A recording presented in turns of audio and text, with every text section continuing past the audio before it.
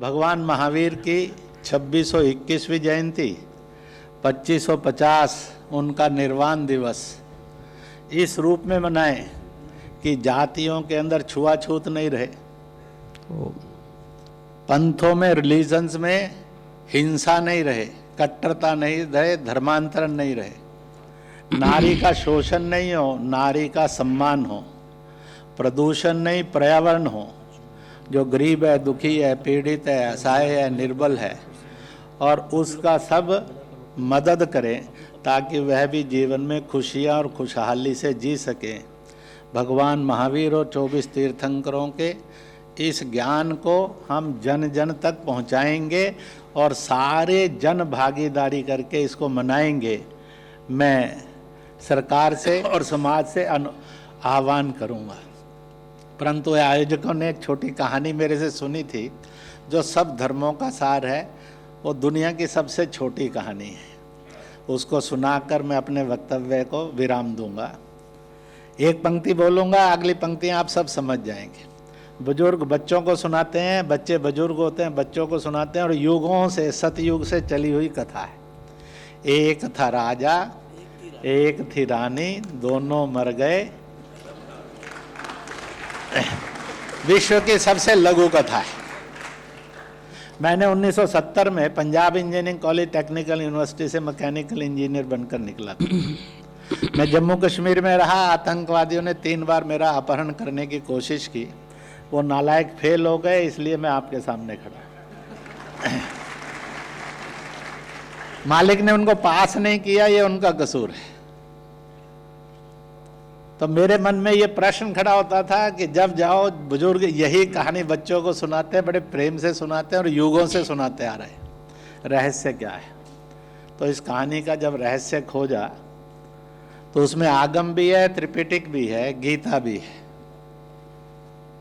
और जो श्री गुरु ग्रंथ साहब भी है, जो है वो सबका सार है। और वो ये है, देख बेटा, देख बिटिया, धन से तू राजा रानी हो सकता है, विद्या से तू राजा रानी हो सकता है, तप से तू राजा रानी जैसा हो सकता है, वैराग्य से तू राजा रानी जैसा हो सकता है, तू अधिकार से राजा रानी जैसा हो सकता है, पद से राजा रानी जैसा हो सकता है, शक्ति से राजा रानी जैसा हो सकता है, पर एक दिन मरेगा, तेरी कहानी खत्म हो जाएगी।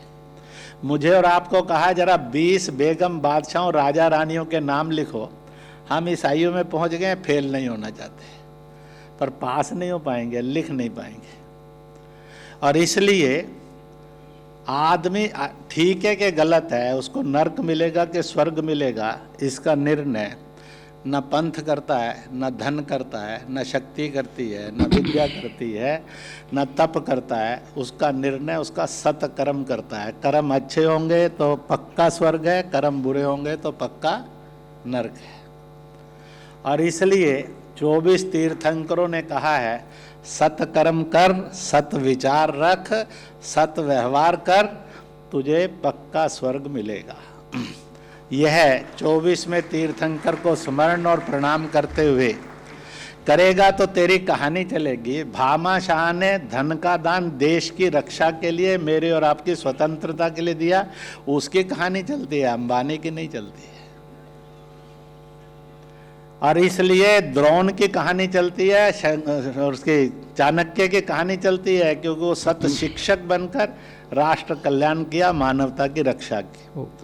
सत्कर्म करना, मैंने जितना भी पढ़ा है उसका निचोड़ है कि नेक बनो, नेक करो, सत्कर्म करो, सत आचरण करो और सत व्यवहार करो, तो निश्चित है कि सबकी कहानी चलेगी। महाराज जी की कहानी तो तय हो गई है, पक्का चलेगी।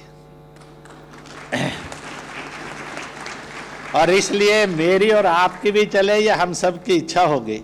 इसलिए यह और ग्रंथों का सार इस छोटी सी कथा में है। एक था राजा, एक थी रानी, दोनों मर गए। तो वो ये कहता है कि कहानी खत्म ना हो, सत्कर्म कर। और इसलिए मोह में मत फंस।